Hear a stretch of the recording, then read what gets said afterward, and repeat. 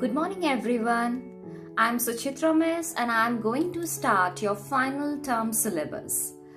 I'm going to take literature of class 3.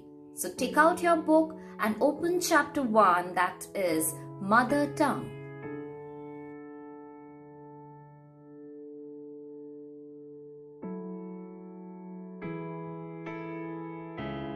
Let's come to the word meanings of chapter 1. Acknowledge, accept, at stake, at risk, claimed, declared, converse, speak or chat, courtier, king's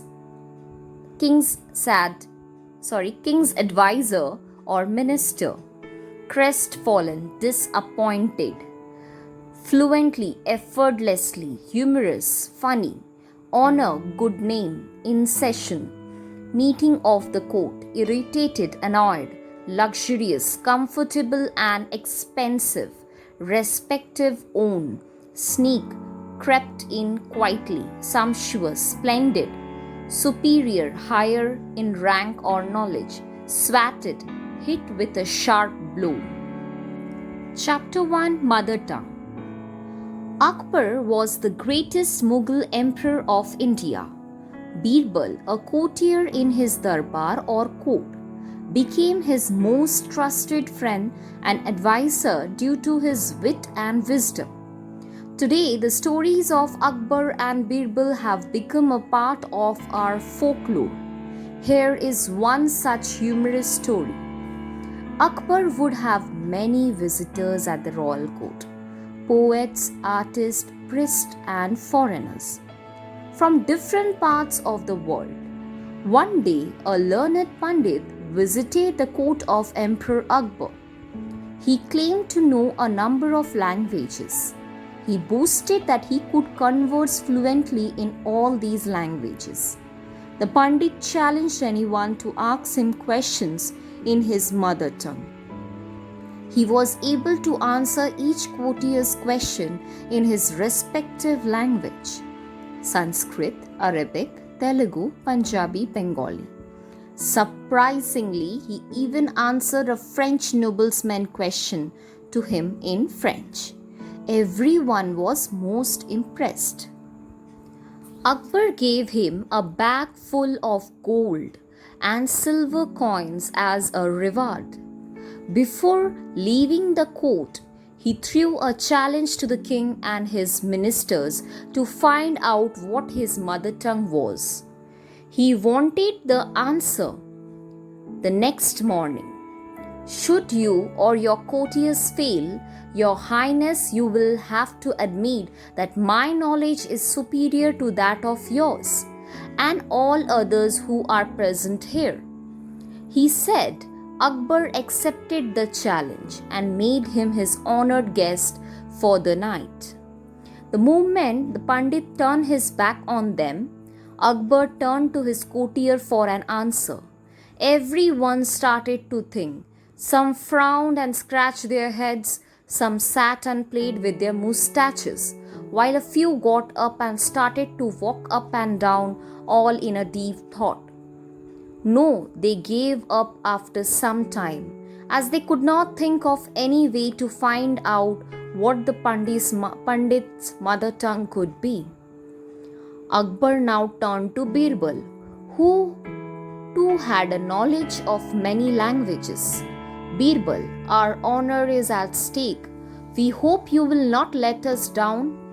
Birbal replied, Your Majesty, you will get the answer tomorrow morning. He bowed to the king and walked out of the hall. The snoring Pandit had a visitor in his room late.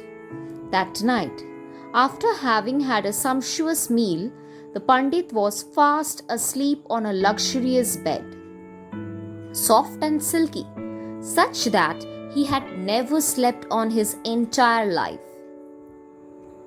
Birbal crept close to the Pandit, who was laying on his back. He had with him a piece of straw in his hand. He bent quietly and tickled his left ear with the straw. The Pandit turned over to his left side and lets out a loud snore. Caw. Birbal tickled him in his right ear. The Pandit swatted at his hair, let out another snore, Kha, and turned over. Birbal continued to tickle the Pandit's ear from time to time, and the Pandits kept on turning this way and that, sweating at his ears each time. By the time Birbal had tickled him for the seventh time, the Pandit was thoroughly disturbed and irritated and cried out in his sleep, "Who's that? What's that?" in his mother tongue. Birbal smiled, put the straw into his pocket, and left as quietly as he had come. The next morning, the court was in session when the Pandit walked in. After being honored by the king, he took his seat. Birbal, having taken permission from the emperor, rose and addressing the king and all present said, "O learned Pandit, you had challenged us to find out your mother tongue by this morning. Well, sir, your mother tongue is Telugu. Am I correct?" The Pandit looked quite crestfallen and quietly nodded. Birbal then said, "If the knowledge we have makes us proud, then that knowledge is of no use." The Pandit realized his mistake. He apologized to the king and departed. The Mughal ruler then asked Birbal, "Tell us how you came to know his mother tongue." "Your Majesty, a man may know and speak many languages, but in times of difficulty, he will only speak in his mother tongue." He then related the emperor and all the courtiers about how he had sneaked into the Pandit's chamber the night before. Everyone was rolling with laughter as Birbal, with his usual sense of humor, described all that had taken place. In this way, the story ends.